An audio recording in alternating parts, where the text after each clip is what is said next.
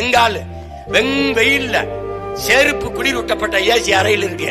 கத்தரிக்காய், வெண்டைக்காய், முருங்கைக்காய், சொரக்காய், நுங்கு, இளநீர் ரோட்ல கிடக்கு. உருப்படுமாடா இந்த நாடு? உருப்படுமாடா? கார்ல போட்டு மிதிக்கிற செருப்பு. இவர் இந்த செருப்பை புதுசா ஏசி ரூம்ல இருந்து வாங்கி மாட்டிட்டு வருவாப்ல. கார் 2 கோடி வந்து இறங்கப்பல. ரோட்ல முருங்கைக்காய், கத்தரிக்காய். அம்மா இந்த செருப்பு 1500 ரூபா அப்படியே வாங்கிடுவாப்ல. 5 ரூபா குறைக்க மாட்டாப்ல. இங்க வந்து கீரை கட்ட வளவை 5 ரூபாய்ங்க, கொஞ்சம் பார்த்து போட்டு கொடுங்க, 4 ரூபா கொடுக்குறேன். ஏன்? பாவப்பட்டவன் இவன்ட்ட பேரம் பேசிட்டு இருப்பான்.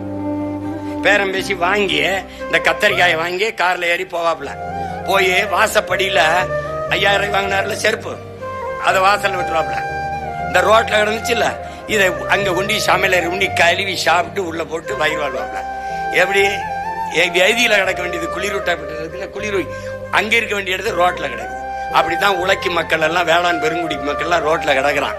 நீ எழுதி வச்சுக்க, ஒரு நாள் இந்த நாட்டின் பிரதம அமைச்சர்கள், இந்த நாட்டின் பெரிய பெரிய அமைச்சர் பெருமக்கள், இந்த நாட்டில் இருக்க அறிவியல் விஞ்ஞானிகள், இவன் எவனுக்கும் இல்லாத மதிப்பு உழுது விதைச்சு உலகத்துக்கு சோறு போடுற உழவர் குடிக்கு வருதா இல்லையான்னு மட்டும்